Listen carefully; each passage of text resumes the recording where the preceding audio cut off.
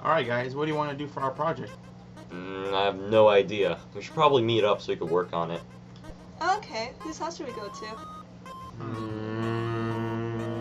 I wouldn't say my house. Why? Well, my house is pretty crazy.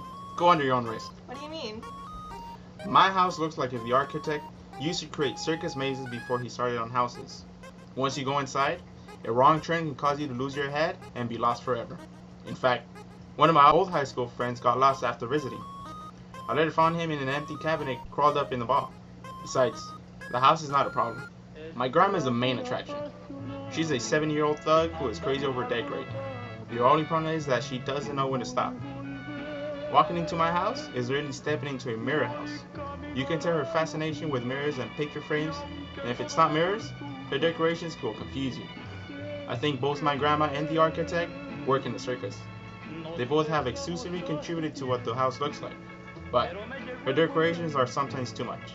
I think she has gotten better, but I used to not be able to look myself in the mirror, and now I can. Why? What were wrong with the mirrors? She enjoys arranging a bunch of flowers right in front of them. I don't know why. I think she wants for people to have the illusion that there's more flowers behind the flowers. I'm telling you, she probably used to work on the circus. She has small flowers now. That doesn't sound so bad. Let me tell you about our choking hazards that she loves putting in the kitchen. She thinks it's clever to decorate a basket with fake fruit. I mean, why not just leave the basket with real fruit? Is she trying to kill someone?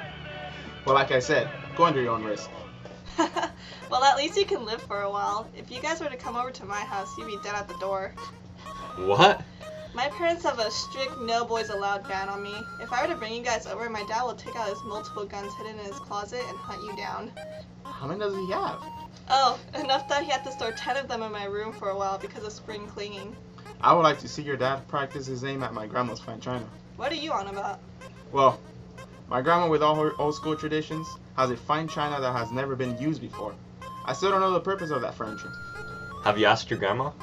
I have. Every time I ask her about it, she insists that we will take them out when important guest arrives. For the 23 years that I've known her, I have known zero to negative friends of hers. She always wants to kick people out, so I don't know why she keeps it there. Does it at least look nice?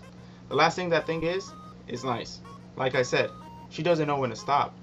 I'm sure at one point the fine china looked nice. It probably had a few plates and cups, but her obsession of decorating things has turned the furniture into an overcrowded Mexican Pier 1 import.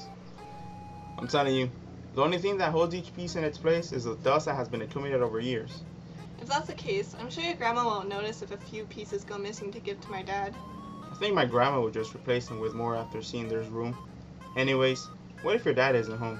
Oh, you can meet my mom then. She's a super zealous Christian though. She'll give us snacks and tea, but also a Christian sermon. I must advise all of you that if you go in, don't pay attention to her stories. They will confuse you. Why? Once she told me how aliens are actually the devil abducting humans in order to figure out our weaknesses. Whoa! Talk about mind control and illusion.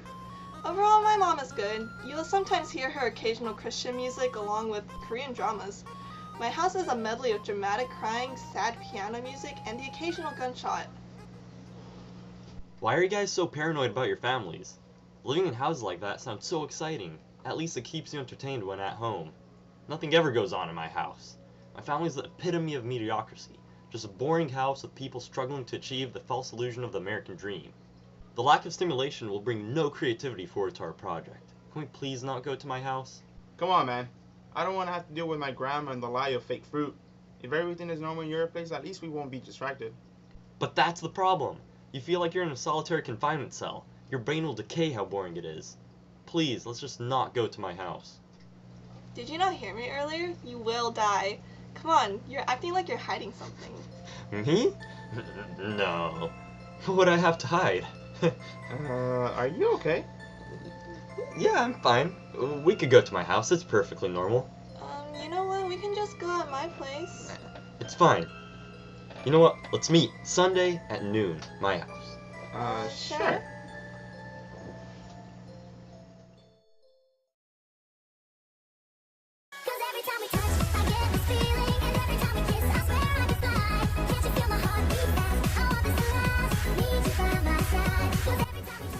I thought you said this place was normal.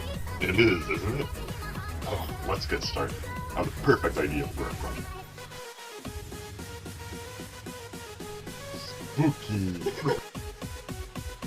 Ah.